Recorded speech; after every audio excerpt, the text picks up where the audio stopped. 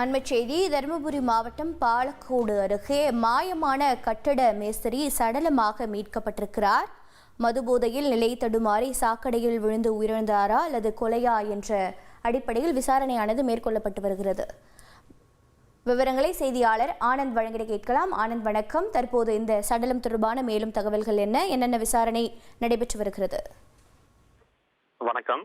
அதாவது தருமபுரி மாவட்டம் பாலக்கோடு அடுத்துள்ள வெள்ளிச்சந்தை நெடுஞ்சாலை ஓரத்தில் சாக்கடையில் இன்று 45 வயது மதிக்கத்தக்க ஒரு அடையாளம் தெரியாத ஆண் சடலம் ஒன்று இருப்பதாக அவ்வழியே சென்றவர்கள் மகேந்திரமங்கலம் காவல்துறையினருக்கு தகவல் அளித்தனர். இதனைத் தொடர்ந்து சம்பவ இடத்திற்கு விரைந்து வந்த மகேந்திரமங்கலம் காவல்துறையினர் உடலை கைப்பற்றி தருமபுரி அரசு மருத்துவக் கல்லூரி மருத்துவமனைக்கு உடற்கூறு ஆய்வுக்காக அனுப்பி வைத்தனர்.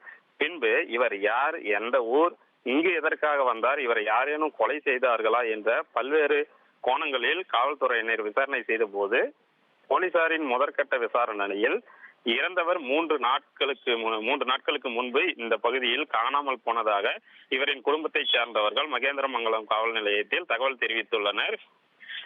அந்த தகவலின் அடிப்படையில் இறந்தவர் வெள்ளிச்சந்தை பகுதியைச் சேர்ந்த வேணு என்பவரின் மகனான சங்கர் என்பதும் இவர் கட்டிட மேஸ்திரி வேலை செய்தவர் என்பதும் தெரிய வந்தது.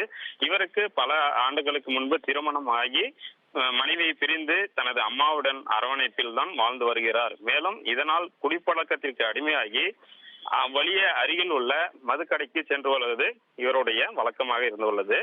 இந்த நிலையில இன்று 3 நாட்களுக்கு முன்பு மதுக்கடையை நாடி சென்றவர் வீடு திரும்பவில்லை என்ற இவர் மதுபோலையில் நடை தடுமாறி விழுந்தாரா அல்லது யாரேனும் கொலை செய்து சாக்கடையில் தூக்கி வீசப்பட்டாரா என்று மகேந்திரம் காவல்துறையினர் பல்வேறு கோணங்களில் விசாரணை நடத்தி வருகின்றனர். இந்த வெள்ளிச்சந்தை 4 ரோடு அருகே அரசு மதுபான கடை இயங்கி வருவதால் இதில் பல்வேறு சந்தேகங்கள் எழுந்துள்ளது. மேலும் போலீசாரின் முழு விசாரணைக்கு பிறகே இந்த சம்பவம் எப்படி நிகழ்ந்தது என்பது குறித்து தெரிய வரும் என்று மகேந்திரமங்கலம் போலீசார் தரப்பில் கூறுகின்றனர்.